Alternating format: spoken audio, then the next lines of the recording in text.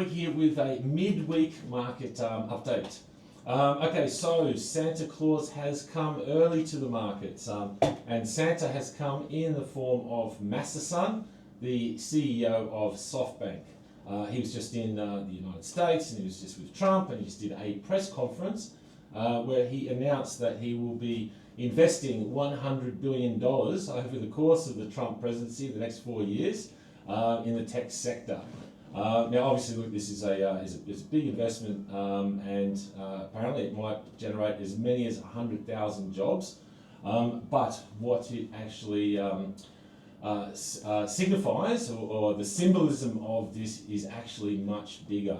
What it actually shows is that all the big players, everyone wants to be part of Trump and the US story and the US economy. So sentiment towards the US is obviously super bullish at the moment.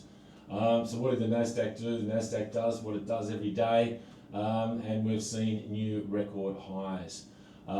So look, it's very hard to make a case at the moment, to see, or for any reason to sell US equities, and especially the NASDAQ, because obviously it is trending so well.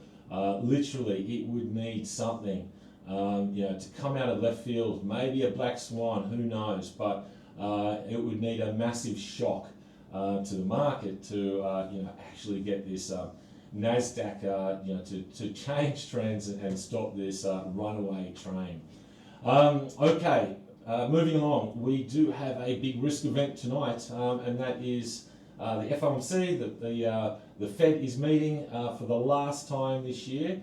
They will cut rates by 25 basis points, taking the Fed funds rate from 4.5% to 4.25%, and that will make 1% of rate cuts by the Fed in 2024.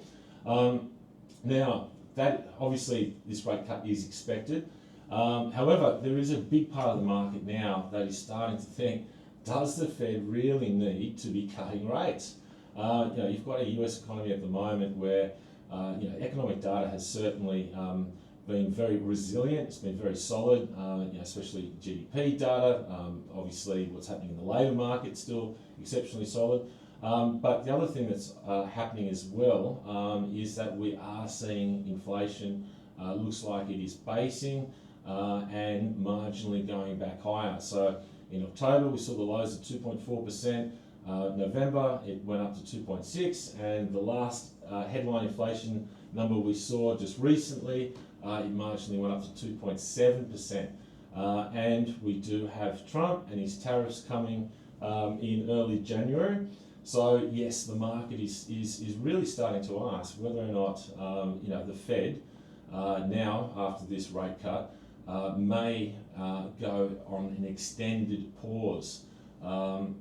So that being the case, obviously US rates, with comparing it to the rest of global central bank rates, if we do pause around 4.25%, it is much higher than all the other global CBs who are still easing and expected to ease early in 2025.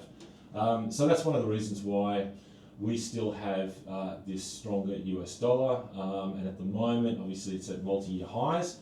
And against some currencies, the US dollar at the moment is a wrecking ball. So just like US equities, it is very hard to find a reason to sell the US dollar at the moment.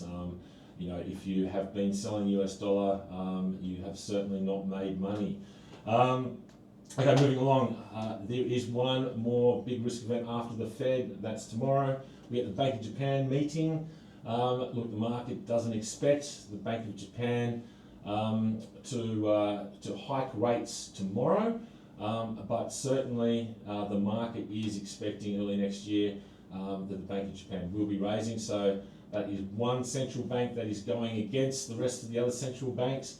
Dollar yen obviously has had a very strong run in the last week or so, and we are seeing some sellers now above 154, just obviously positioning themselves in front of the Fed and potentially even though the Bank of Japan will not do anything on rates tomorrow, but certainly the language is expected to be hawkish. So potentially, if there is one currency pair in the short term that maybe you could sell the US dollar against, and that may be dollar yen.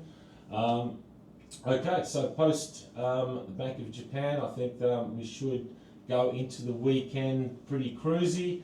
Good luck with your trades, and we will check back in with you shortly.